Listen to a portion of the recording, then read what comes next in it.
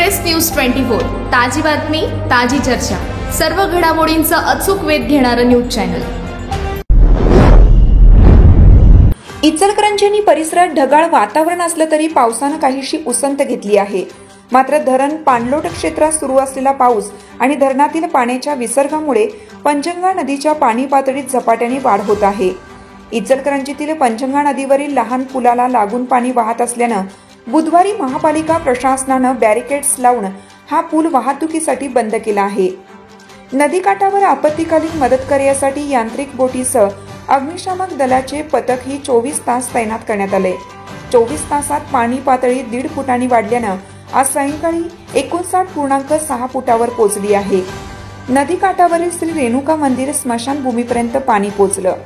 पंचगंगेची इशारा पातळी 68 फूट असून धोका पातळी 71 फूट आहे।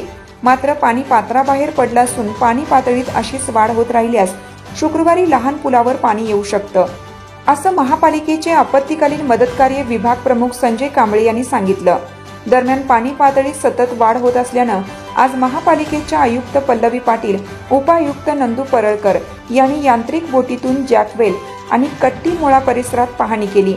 या पाहणीनंतर त्यांनी आपत्कालीन यंत्रणेस दक्षतेबाबत योग्य त्या सूचना दिल्या।